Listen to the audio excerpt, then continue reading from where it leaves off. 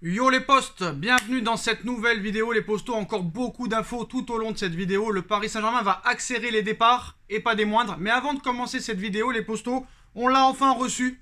Enfin, le maillot de la saison prochaine les postos. Avec le site officiel ZoFoot, maillot de foot pas cher, moins 15% avec le code promo Sacha. Le lien est en bas en description les postos, vraiment de la très bonne qualité. Enfin on l'attendait ce maillot.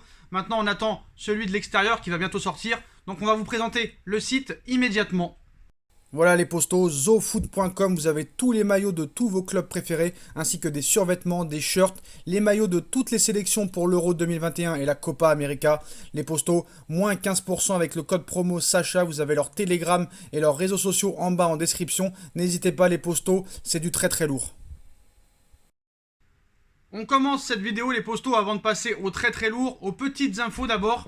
El Shaddai Bichabou, Maurizio Pochettino pense à inclure El Shaddai Bichabou dans l'équipe première cette saison. Il a été totalement séduit par son premier match ce mardi. Les entraîneurs au Paris Saint-Germain sont notamment impressionnés par ses relances. On vous rappelle, El Shaddai Bichabou, 16 ans, 1m96, 90 kg, poste de défenseur central. Je pense qu'il peut vraiment devenir un crack dans les prochaines années. Un gabarit comme ça, certes, ça ne prouve pas tout, mais j'ai vu quelques matchs amicaux l'année dernière.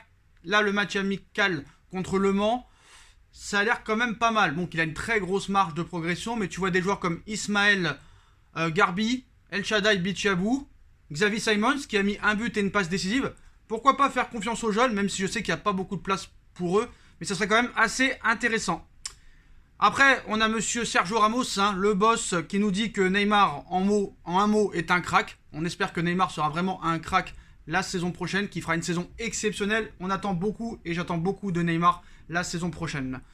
En ce qui concerne Galatasaray et Layvin Kurzawa, les postos. Donc, hier soir, on nous expliquait que malgré l'accord entre Galatasaray et le PSG, Layvin Kurzawa n'était pas très chaud à l'idée de rejoindre la Turquie. Les choses pourraient évoluer dans le bon sens ces prochaines heures. Burak Elmas, président de Galatasaray, a cité aujourd'hui Layvin Kurzawa est le joueur que nous voulons. Nous sommes en contact avec le Paris Saint-Germain. Donc le Galatasaray compte les jours pour Layvin Kurzawa et veut boucler le transfert le plus rapidement possible. Ils ont demandé ses bilans de santé vis-à-vis de ses dernières blessures. Si l'examen est bon, possible visite médicale à Istanbul. Alors peut-être que quand même Layvin Kurzawa pourrait y aller. Manque d'offres. Il sait très bien qu'il ne sera pas titulaire avec le Paris Saint-Germain. Et selon l'article Asport, Galatasaray est parvenu à une fin heureuse dans des discussions avec Layvin Kurzawa et le PSG. Layvin Kurzawa aurait finalement accepté de rejoindre la Turquie. Donc très bonne nouvelle. Maintenant, apparemment ce sera un transfert sec. Le montant n'a pas été dévoilé, mais on parle d'un transfert avoisinant les 8 à 12 millions d'euros. Ce serait quand même pas mal. Et là franchement, qui peut critiquer Leonardo après avoir vendu Bakker 10 millions d'euros, après avoir prolongé Layvin Kurzawa la saison dernière qui était en fin de contrat à l'année 2020. Personne n'avait compris réellement pourquoi il l'avait prolongé. La seule chose qu'on pouvait se poser, c'est est-ce qu'il l'avait prolongé pour mieux le vendre. Et pareil avec Julian Draxler. Peut-être que Julian Draxler aussi a été prolongé pour un éventuel départ. En tout cas, pour l'instant, vu ce mercato qui est en train de se passer, il n'y a rien à reprocher à Leonardo. Vu les cracks qui sont arrivés et vu les départs qui commencent à s'accélérer, c'est quand même... on a quand même la chance d'avoir l'un des meilleurs directeurs sportifs quand même, faut pas se mentir. Alors certes, les joueurs qui sont arrivés ont de gros salaires, mais Ramos 0 €, Donnarumma élu meilleur joueur de l'Euro 2020, peut-être l'un des futurs meilleurs gardiens du monde pour 0 €. Même s'il y a Navas dans les buts et que pour moi il doit rester titulaire, c'est l'avenir. Et là au poste de gardien de but, le PSG est tranquille. Donc masterclass de Leonardo. Pour Moïse Kean, comme vous le savez, il est retourné à Everton, il était prêté au Paris Saint-Germain pendant une saison, il est retourné à Everton. Moïse Kean s'impatiente à l'idée de revenir au Paris Saint-Germain. Donc à voir ce qui va se passer dans les prochains jours, les prochaines semaines. Du côté de Mauro Icardi. Alors Mauro Icardi, il y a quelques semaines, voire plus d'un mois, nous avait expliqué qu'il voulait rester au Paris Saint-Germain. Mais malgré ça, Massimiliano Allegri a expliqué à Mauro Icardi en personne qu'il le veut la saison prochaine à la Juve. Le joueur est très intéressé, malgré son démenti il y a quelques mois. Il veut quitter le Paris Saint-Germain et le PSG est ouvert à une vente contre un prix convenable. À la Juve de trouver les moyens maintenant. Paris demande au moins 50 millions d'euros pour laisser partir l'attaquant argentin. Alors moi, Mauro Icardi, franchement, c'est dommage. J'aurais bien voulu le garder si vraiment il y avait des joueurs qui jouaient pour lui. Voilà, on sait très bien que Neymar et Mbappé, c'est plutôt personnel. D'ailleurs, on va en parler d'Mbappé, hein, qui me fait de plus en plus rire, qui attend le Real Madrid, on parlera plus tard dans la vidéo. Mais voilà, donc s'il y a une belle offre qui arrive sur la table pour Mauro Icardi, Icardi sera vendu. En ce qui concerne Gigi Donnarumma, il va conserver le numéro 50 pour l'instant, mais il pourrait éventuellement récupérer le numéro 16 de Sergio Rico si Sergio Rico quitte le Paris Saint-Germain, ce qui semble être la tendance à l'heure actuelle. Pour le match de demain, Sergio Ramos lui poursuit sa reprise et ne jouera pas demain contre Chambly. Ce sera sensiblement le même groupe que contre Le Mans, avec possiblement aussi les retours de peut-être Kurzawa quand même, malgré qu'il soit en partance vers Galatasaray. Donc voilà pour les petites infos du côté du Paris Saint-Germain. Mais bon, petites infos quand même, grosses infos. Grosses infos quand même. Mais là on passe au très très lourd les postos. Au très très très lourd en ce qui concerne les prochaines potentielles arrivées. Le dossier Paul Pogba et Théo Hernandez. Paul Pogba à Manchester United, fin de contrat à l'été 2022, c'est-à-dire la saison prochaine. Son agent Mino Raiola, l'un des meilleurs potes de Léo et de Nasser, est déjà en discussion depuis quelques semaines avec le clan parisien. Il y a un accord entre Pogba et le Paris Saint-Germain. Pogba veut venir au PSG. Maintenant, il va falloir négocier avec Manchester United au retour des vacances de Paul Pogba. Donc Paul Pogba et Théo Hernandez, c'est une priorité à 100% du côté du Paris Saint-Germain. Ça va dans le même sens. Il y a des discussions entre le clan parisien et le clan des joueurs, mais pour l'instant, pas d'offre officielle au Milan AC et à Manchester United. Donc pour l'instant, il n'y a pas vraiment d'offre. Le PSG n'a formulé pour l'instant aucune offre officielle à Manchester et à l'AC Milan pour Paul Pogba et Théo Hernandez. Il y a bien des contacts avec les deux joueurs. Paris devrait accélérer dans ce dossier au retour de vacances de Paul Pogba, mais veut d'abord finaliser quelques ventes, comme peut-être Mauro Icardi, comme peut-être Herrera, comme peut-être Rafinha, comme celle de Layvin Kurzawa, avant de pouvoir se concentrer sur Paul Pogba et Théo Hernandez. Parce que maintenant que Layvin Kurzawa et Bakker, deux latérales gauche, quittent le Paris Saint-Germain, il faudra, quoi qu'il en soit, les remplacer. Et que ce soit Théo Hernandez ou un autre, ils seront remplacés. Donc Paris cherche une pointure à ce poste-là. On avait parlé aussi de Rafael Guerreiro, peut-être de Lucas Digne. Lucas Digne, non merci. Rafael Guerreiro, j'ai envie de te dire pourquoi pas. Parce que Juan Bernat, un an de blessure, il a toujours pas joué quelques minutes, donc on verra ce qui se passe. Mais voilà. Paris a comme priorité de se renforcer au milieu de terrain avec Paul Pogba. Alors Paul Pogba, ça risque de s'accélérer une fois qu'il rentrera de vacances. Et qu'une fois que Manchester aura finalisé aussi le dossier Raphaël Varane, qui va rejoindre Manchester United peut-être avant la fin du mois de juillet, pour une somme avoisinant les 50 à 55 millions d'euros.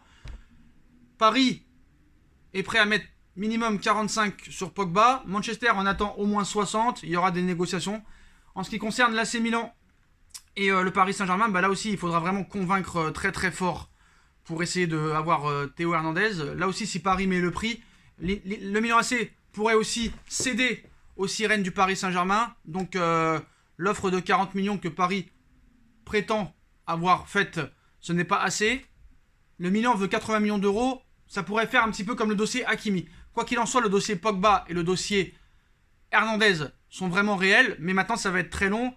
Il reste 1 mois et demi de mercato. Donc voilà, ça va être très très long. Il va falloir d'abord faire des départs maintenant. Et après, pouvoir se concentrer sur les arrivées. C'est encore long, les postos, il y a encore le temps. Donc voilà. Mais on part vraiment sur ces deux recrues en priorité. Mais quoi qu'il en soit, il y aura un arrière-gauche et un milieu de terrain de plus. Alors, pour l'après, si jamais Théo Hernandez et Paul Pogba, ces dossiers venaient à échouer, il y a toujours le dossier Sergei Milinkovic-Savic au milieu de terrain, Eduardo Camavinga, et à gauche, peut-être que Leonardo peut nous sortir une petite surprise comme l'année dernière. Danilo Pereira aussi, d'après les informations de Paris Fan, Paris lui aurait montré la sortie et de lui demander de se retrouver à un autre club. Sarabia lui aussi pourrait être vendu. Son potentiel remplaçant pourrait être Angel Correa, n'importe quoi. Monsieur Joachim Correa. Donc voilà les postos. Mais l'information principale de cette vidéo, les postos, c'est Kylian Mbappé qui rend fou le Paris Saint-Germain. Voilà les postos. Je ne sais plus quoi penser quand tu vois cet article. C'est quand même assez incroyable. Bon. Selon les dernières infos venues d'Espagne, Kylian Mbappé serait dans l'attente d'une prise de position du Real Madrid concernant un transfert avant le 1er août. Vous vous rendez compte de ça? Avant le 1er août. Alors que le PSG avait trouvé un accord avec Galatasaray pour le transfert de Layvin Kurzawa, le latéral français pourrait partir. Mais alors là, sur le dossier Kylian Mbappé, ça me fait quand même doucement rire. Mbappé, carrément, attend la position du Real Madrid. Non, mais alors, à un moment donné, moi, je veux pas être grossier. Mais pour qui se prend le gars? Donc apparemment, en salaire, 30 millions d'euros, ça lui suffirait pas. Il voudrait plus que Neymar. d'après les dernières indiscrétions en Espagne, ce n'est pas une question d'argent, mais un petit peu quand même. Un petit peu quand même, donc voilà.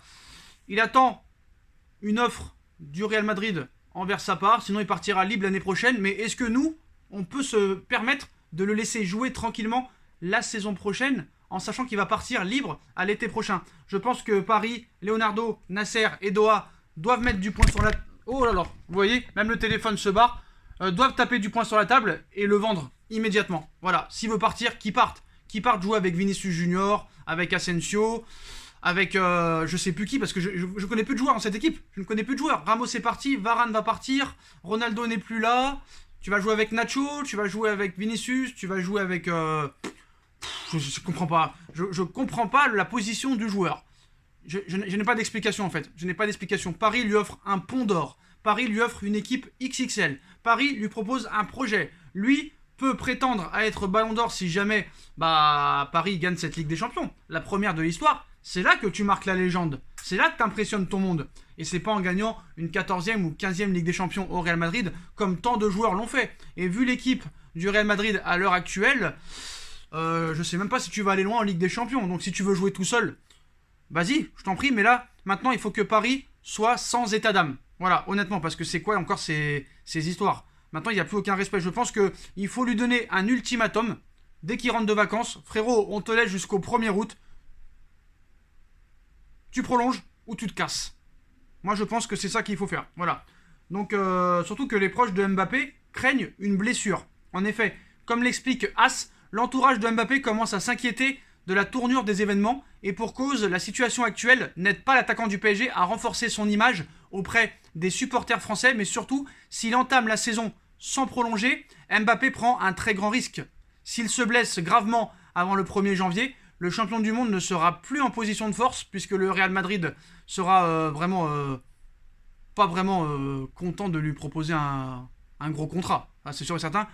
Donc Paris serait mieux placé pour conserver Mbappé si jamais il se blessait, mais dans des conditions qu'il aura choisies. S'il veut être libre de s'engager avec le club madrilène l'été prochain, le Français pourrait jouer 6 mois sans être blessé. Il pourrait ne pas jouer 6 mois parce qu'il est blessé. C'est la folie. Honnêtement, les postos, c'est la folie. Je suis assez choqué quand même.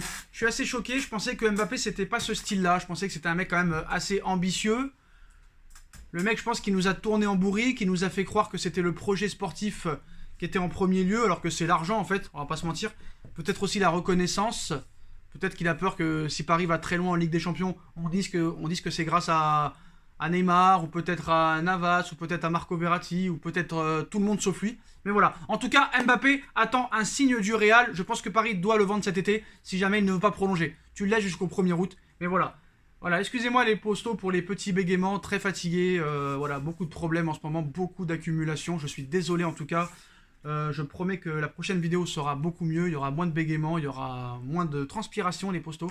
Voilà, faut pas m'en vouloir aujourd'hui, mais ça a été 3 derniers jours, les 3 derniers jours ont été très compliqués, et ça risque encore d'être très compliqué jusqu'à demain. On espère que ça ira mieux, on croise les doigts. En tout cas les postos, dites-moi en commentaire ce que vous en pensez. Je compte sur vous pour bombarder la barre de like. On like, on partage, on commente, on s'abonne. On active la petite cloche pour être tenu au courant des vidéos qui vont sortir. On me rejoint sur mes différents réseaux sociaux, et puis on se retrouve très vite pour une nouvelle vidéo les postos. Tchuss.